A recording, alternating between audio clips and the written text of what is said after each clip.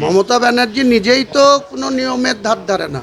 তিনি ইডির কাজে হস্তক্ষেপ করে নিজে রাজ্যের মুখ্যমন্ত্রী, পুলিশ মন্ত্রী, তিনি ইডির কাছে ডাকাতি কেস খেয়ে বসে আছে।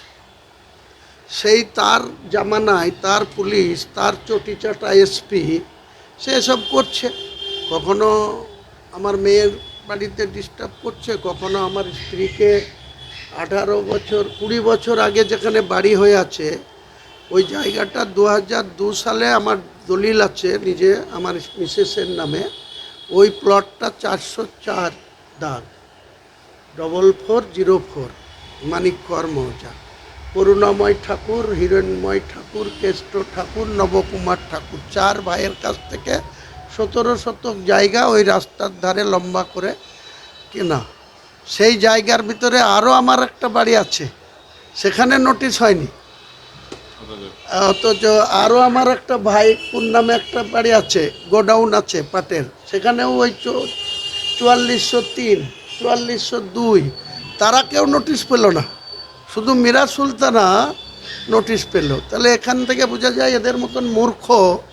কারণ যেটা নোটিশ করছে সেই জায়গাতে 4 শতক জায়গার উপরে আমার বাড়ি, তার ভিতরে 2 শতক ওখানে ভিটে রেকর্ড আছে মীরা সুলতানার নামে, আর 2 শতক আছে এখন নালা।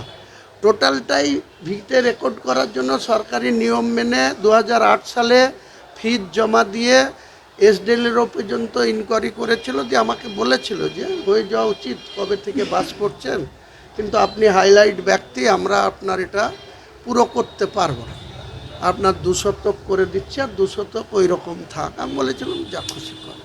তা এখনও আমার 4 শতক জায়গার উপরে বাড়ি আছে, 2 শতক তো আমার ভিটে রেকর্ড আছে। তো 20 বছর পরে কত ট্যালেন্ট অফিসার সব, যেমন ল্যান্ড ডিপার্টমেন্ট তেমনি পুলিশ ডিপার্টমেন্ট একটা নোটিশ সার্ভ করেছিল। নোটিশ যেদিন দিল তার 4 দিন আগে মিডিয়া জেনে গেল, আপনারা জেনে গেলেন, কলকাতা জেনে গেল। তার জন্য নোটিশ 4 দিন পরে রিসিভ করে নিয়ে আমি আর নোটিশের কোনো জবাব দিইনি।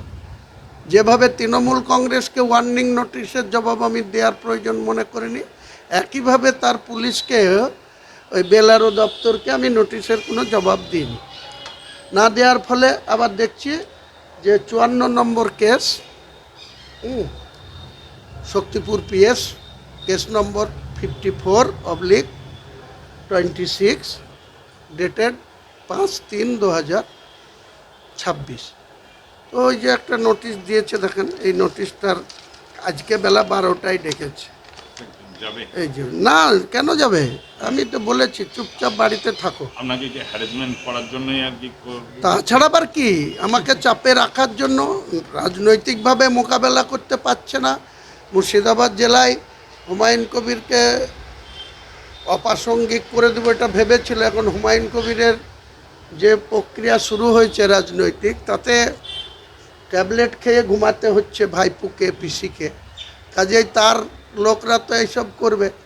আর এই চটিচাটা এসপি অধীর বলছিল সেদিন যে ভাইপুর বাড়িতে কাপড় কাচা এসপি, আমি বলবো চটিচাটা এসপি। এই চটিচাটাকে ঈদ হয়ে যাক, তারপরে এর আস্ফালন। আর এর যে থানায় থানায় সব দারোগারা যেভাবে ব্যবহার করছে মানুষের সঙ্গে, আজকের মিটিংয়ের জন্য ডোমকল থানার আইসি এসছে নতুন, কি মোহামেডান, তো সে সবাইকে থ্রেট করছে যে মিটিংয়ে যাওয়া হবে না।